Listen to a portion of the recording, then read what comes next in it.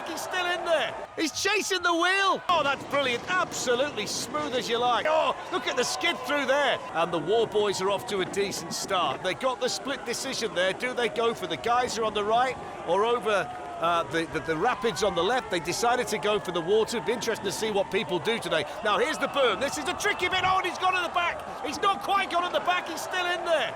How strong is your core, my friend? It kept you in the soapbox at that point.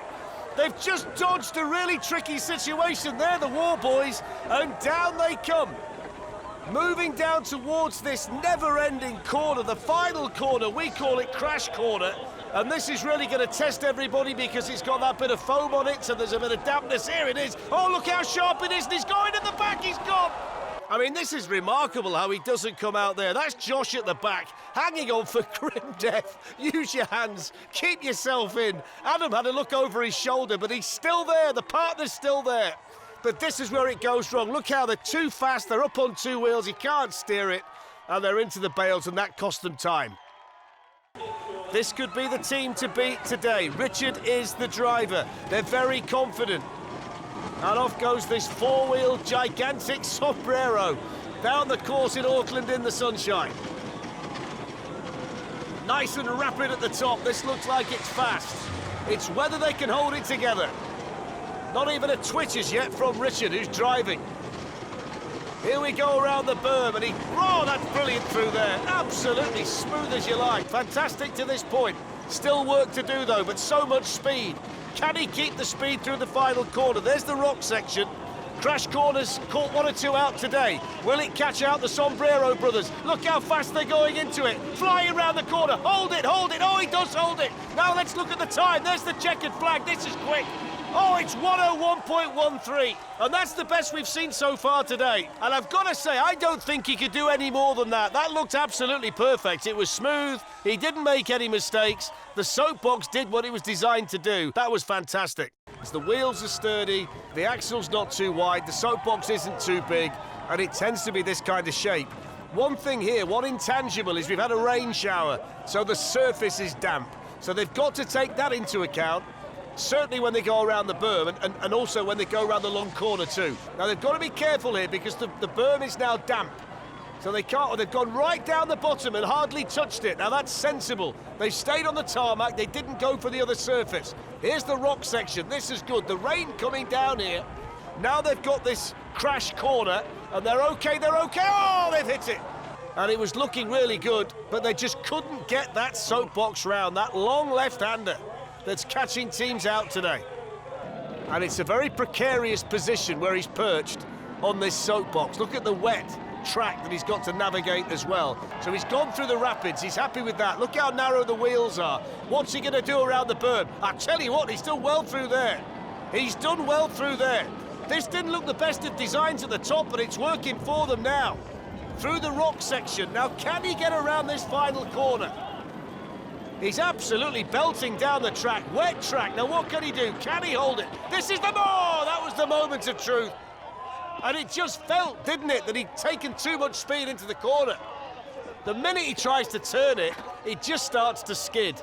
It worked a lot better than we thought it was going to until they got to the final corner. He's brilliant through there around the berm. Now, if you go high, you go through the rapids on the next bit, and if you stay low, then you are going over the geyser. The safe route, I think we'll call it, that's through the geysers. That's why we got that puff of steam.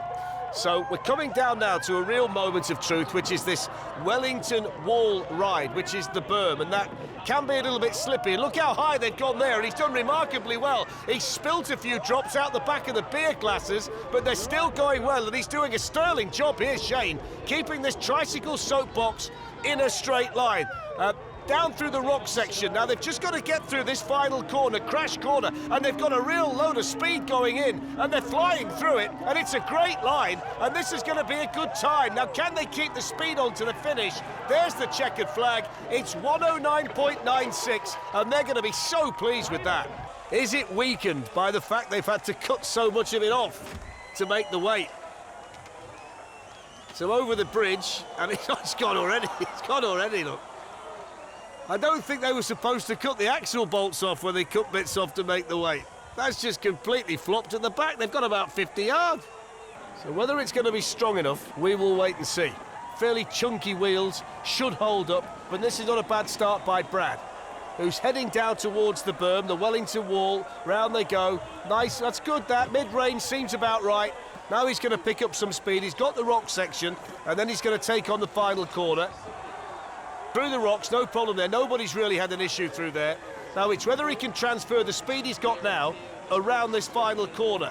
He's gone wide to go tight, and he's okay. Oh, look at the skid through there. A power slide, I think they call it in Formula One. And he held it together, and he's over the finish line in 1 minute 12.62. And I think that's the most spectacular final corner that we've seen today. Look at this, he's sideways. He's got the opposite locker. Go on, my friend. Brilliant from Brad. This is a soapbox with a halo, but I can tell you categorically there's nothing angelic about the team up there on the start ramp, and they give him a big push off. Very, very small. Smallest soapbox we've seen so far today. The wheelbase and the axle looks nice and sturdy, and it's nice and rapid at the top. Elected to make the split decision and go for the geyser, so nice and safe through there. Now they're coming around the berm, and he's gone high, and he's gone fast, and he's got through it as well. And that might be a sigh of relief there from the driver, who says to the crowd, come on, give me some credit for that. The rock section comes next, and then there's this big never-ending corner. Nice and quick through there. This is fantastic so far. If he can hold it together, this could be a fantastic time. There's the foam on the track. Now he's going to wrestle the soapbox around, and he's spun it. He's spun it around, he's lost the back end, just when it seemed like we could be on.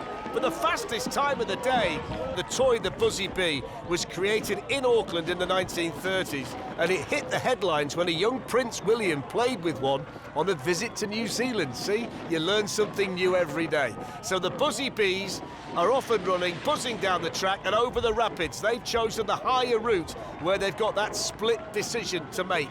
Now they're coming down to the berm, the Wellington Wall ride. Will they go high? They're a little bit mid-section there, but they get through okay. And significantly, they didn't lose too much speed through there. It's quite narrow, isn't it, this, for this soapbox, this course, based on how wide that wheelbase is.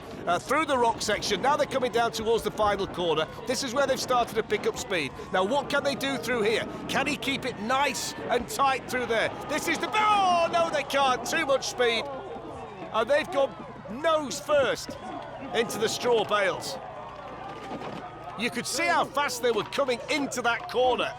The front wheel lifts, you can't get the soapbox around it, and that's that. And that's a big off for the Buzzy Bees. Here's the onboard, and he just completely lost control of it, Sam. There was nothing that he could do to try and wrestle that soapbox around the corner with the finish line in sight. And they are going to get there with that front wheel all over the place in 141.21. So off they go. And let's see what Troy can do. Oh, he's lost a bit already. Is that one of the wheels that's just gone past? It is. Look, it's going down the track. He's chasing the wheel. He's marooned at the top, but he's left the wheel. He's off and running. That's where the wheel went, look. Now off they go. Jack, by the way, is the driver. Small wheels, and it gets narrower from the back to the front. That's the design they've gone for. And they've gone high through the rapids. And that's the view that Jack's got heading into the next big obstacle, which is the Wellington Wall ride. And he's gone too high, and that tail was swishing behind, and he's got jammed up there now, look. Watch this. I think it's those bits at the front, look, that get maybe the bumper that's got caught in the fence. It's completely snagged the soapbox. Bit of whiplash up there as well for Jack, but he's off and running again. Down towards the final corner. It's going to be no kind of time. That's the problem, because he was marooned on the berm for so long. He's got part of the front wheel missing. Look, they've lost the tyre off there. There's the flag, and that's 2:18.79. Now, if this is as quick as the team think it is, then this could be a team to watch. And they've gone for the low one. They've gone through the geyser. Looking around that berm, they're lovely and quick through there as well. They took a really good line through there. Now let's have a look at the rock section. Look how fast they are through there. Now they've got this final corner. Everything's been perfect to this point. Don't forget, this is a good creativity score and a good performance score. Oh, that's brilliant. It's on rails around the final corner. It never even twitched. What about the time? 55.94. Take a bow, Team Yaba Dabba Doo. That's outstanding today. 55.94. A perfect run. Perfect lines, brilliant speed, well-designed soapbox, outstanding. Over the bridge. Losing pieces already from the back of the soapbox. Elects to go down the low side, so it's the geysers rather than the rapids. Safety first option taken by Nathan and Jacinderella. Here's the berm. Oh, he's gone too high, can he hold? Oh, my word, how did he do that? That looked as though he's going to go nose first into the fence, and so he's lost it there, though. Whether he couldn't believe the fact he didn't take off at the berm, I'm not sure, but he lost complete concentration. This looks like it could be a decent soapbox. They've gone for the handlebar steering. It's wide, and they've got to be in harmony here. So Gary and Guillermo have got to work in harmony. Coming around towards this berm, and they're quite steady through there. They've lost a piece, but that's okay. They've lost the front there, look. But they're fine to this point. This is just like riding two bicycles side by side.